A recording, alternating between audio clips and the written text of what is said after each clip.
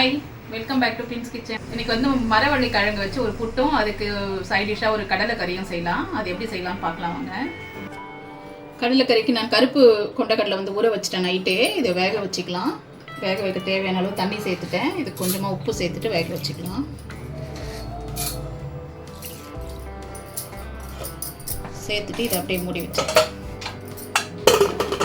ஒரு 5-6 விசில் வரட்டும், அப்புறம் ஆஃப் பண்ணி எடுத்துக்கலாம்.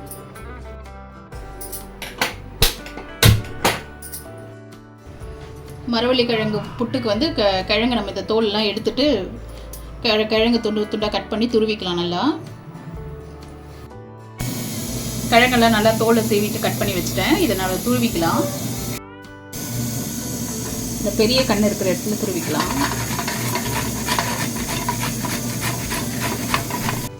கடலை கிரேவிக்கு மசாலா வதக்கிக்கலாம். கடாய் வச்சுருக்கிறேன், காஞ்சிடுச்சு. எண்ணெய் சேர்த்துக்கலாம். சும்மா ஒரு 2 டீஸ்பூன் அளவு எண்ணெய் சேர்த்துக்கிறேன். இதில் ஒரு 3-4 துண்டு பட்டை, ஒரு 4 லவங்கம் சேர்த்துக்கிறேன்.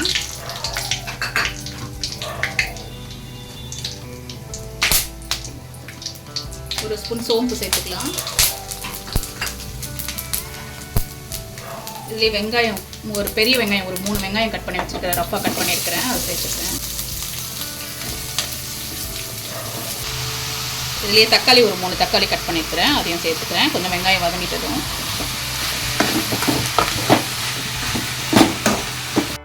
இந்த குழம்புக்கு தேவையான அளவு உப்பு சேர்த்துக்கலாம்.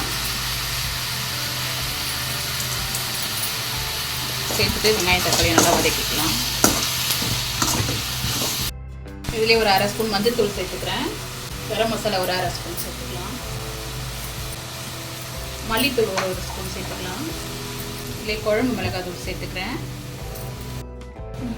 ஒரு 3-4 டீஸ்பூன் அளவு சேர்த்துக்கிறேன். சேர்த்துட்டு இந்த வெங்காயம் தக்காளி கூடவே நல்லா சேர்த்து நல்லா வதக்கிக்கலாம்.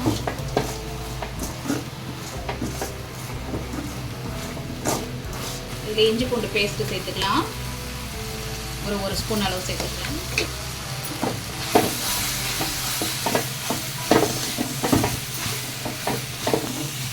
நல்லா வதங்கி வந்துடுச்சு. வெங்காயம் தக்காளி எல்லாம் நம்ம போட்ட மசாலாவோடு சேர்த்து இதுலேயே வந்து தேங்காய் துருவல் சேர்த்துக்கலாம்.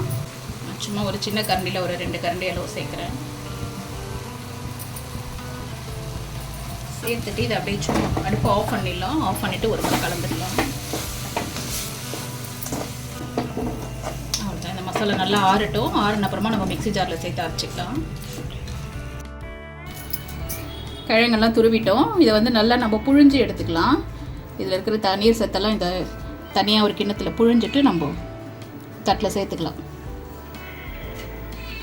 நம்ம அப்போ தான் மாவு போட்டு கலக்கிறதுக்கு மாவு கரெக்டாக இருக்கும். இல்லைன்னா ரொம்ப சொதன்னு ஆகிடும்.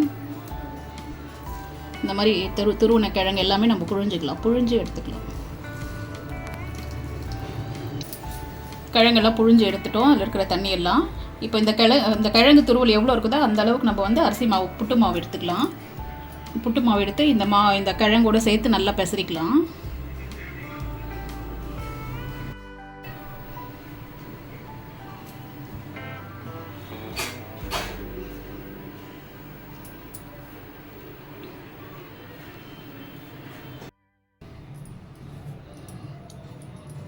நல்லா இந்த அரிசி மாவு கிழங்கெல்லாம் நல்லா ஒன்றா சேர்ந்து வர மாதிரி கலந்துட்டேன். இப்போ வந்து ஜாரில் இதை சேர்த்து சும்மா ஒரு 2 திருப்பி எடுத்துக்கலாம். சேர்த்துட்டேன். இதை சும்மா ஒரு அடி அடிச்சுட்டு ஆஃப் பண்ணிக்கலாம், எடுத்துக்கலாம். இந்த அளவுக்கு ரவையாக இருக்கிற மாதிரி மிக்சியில் போட்டு ஒரு அடி அடித்து எடுத்துடலாம். ரொம்ப மிக்சியை ஓட விட்டுறாதீங்க, மாவு மாதிரி ஆகிடும். மிக்சியில் போட்டு நல்லா ரவை மாதிரி உடைச்சிட்டோம். கொஞ்சம் குறைன்னு இந்த மாதிரி இருக்கணும். இதில் வந்து ஒரு 1/2 ஸ்பூன் வந்து ஏலக்காய் பவுடர் சேர்த்துக்கிறேன். இதில் வந்து கொஞ்சமாக சால்ட்டு தூள் சேர்த்து கலந்துக்கலாம்.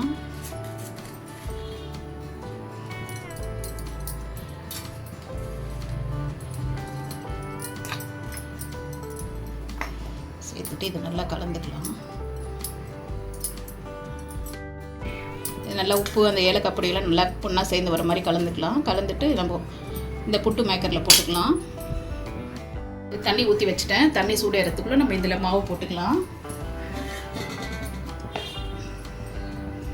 அடியில் கொஞ்சமாக தேங்காய் துருவல் சேர்த்துக்கலாம். ஒரு 2 ஸ்பூன் அளவு தேங்காய் துருவல் சேர்த்துக்கலாம். சேர்த்துட்டு இதில் கொஞ்சம் மாவு சேர்த்துக்கலாம்.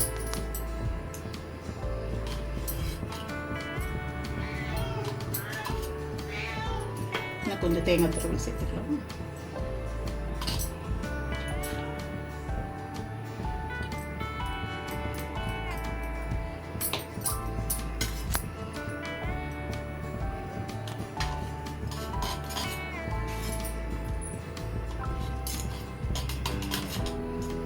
சேர்த்துட்டு மேலே கொஞ்சம் தேங்காய் துருவல் வச்சுக்கலாம்.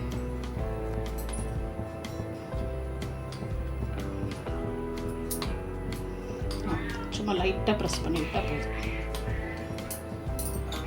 அவ்வளோதான். நம்ம இதை மூடிட்டு நம்ம அப்படியே அந்த இதில் வச்சுக்கலாம். 10லேருந்து 12 நிமிஷம் வைக்கலாம். வெந்துடும். வெந்ததும் எடுத்துடலாம்.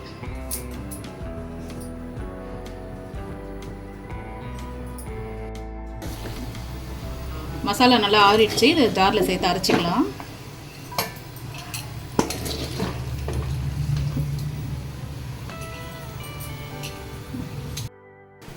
மசாலா அரைச்சிட்டேன். அதுலேயே வந்து மிக்ஸி ஜார் மட்டும் கழுவி கொஞ்சமாக தண்ணி சேர்த்துக்கிறேன்.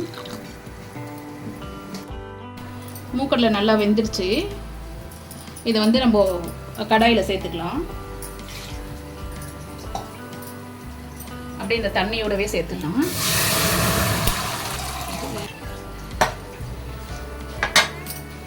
தண்ணியோடு சேர்த்துட்டு இதுலேயே அந்த மசாலா அரைச்சி வச்சோம்ல அதையும் சேர்த்துக்கலாம்.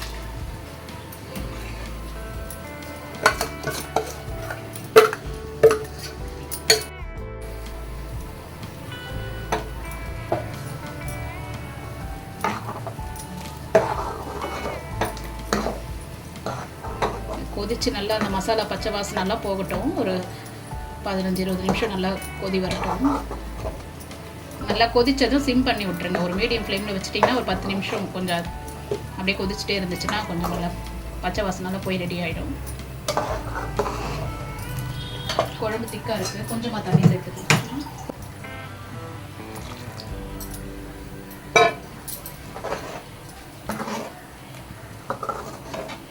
இது அப்படியே கொதிக்கிட்ட ஒரு 10 நிமிஷம் அப்புறம் பார்க்கலாம் கொதிச்சதும். இது நல்லா ஆவி வந்துடுச்சு. ஆஃப் பண்ணிக்கலாம். ஒரு 10 நிமிஷமாக வெந்துட்டுருக்கு. ஆஃப் பண்ணிக்கலாம். கடலைக்கறி நல்லா கொதிச்சு பச்சை வாசனாலாம் போயிடுச்சு. இப்போ இதுக்கு ஒரு தாளிப்பு சேர்த்துக்கலாம். அதுக்கு ஒரு பேன் வச்சுருக்கிறேன். இல்லை கொஞ்சமாக எண்ணெய் சேர்த்துக்கலாம். ஒரு 2 டேபிள் ஸ்பூன் அளவு சேர்த்துக்கிறேன்.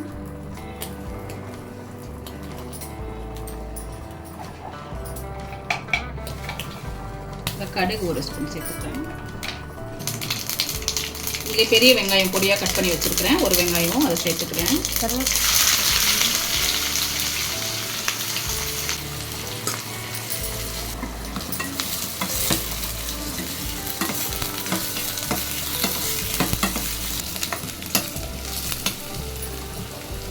வெங்காயம் இன்னும் கொஞ்சம் வதங்கி வரட்டும். வெங்காயம் நல்லா வதங்கிடுச்சு. இதில் கொஞ்சமாக கருவேப்பிலை சேர்த்துக்கிறேன்.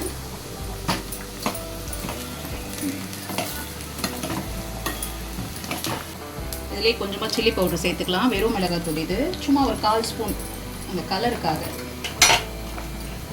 நம்ம இந்த மாதிரி எண்ணெயில் வதக்கிட்டு சேர்த்தோம்னா அந்த கடலைக்கறி நல்லா கலர்ஃபுல்லாக இருக்கும். அதுக்காக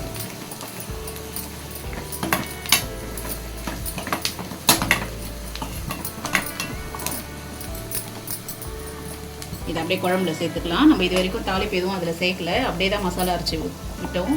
இந்த தாளிப்பு அப்படியே அதில் சேர்த்து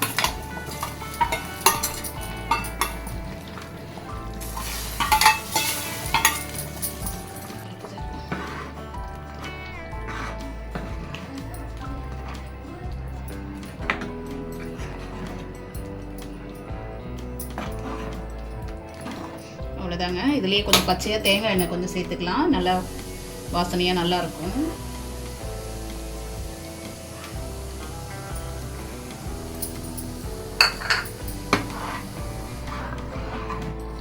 நம்ம கடலைக்கறி ரெடி ஆகிடுச்சு. உப்பெல்லாம் கரெக்டாக இருக்கான்னு இல்லைன்னா கொஞ்சமாக உப்பு சேர்த்துக்கோங்க.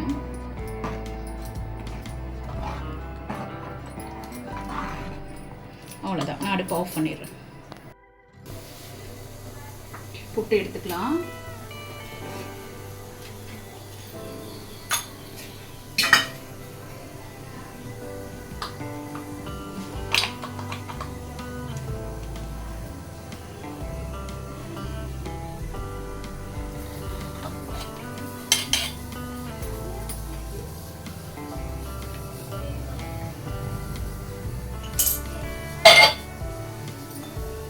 கடலைக்கறி எடுத்துக்கலாம்.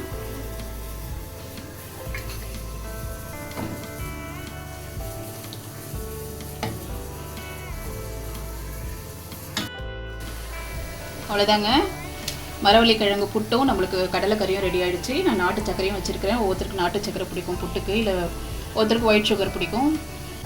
யாருக்கு எப்படி பிடிக்குமோ அந்த மாதிரி வச்சு கொடுக்கலாம்.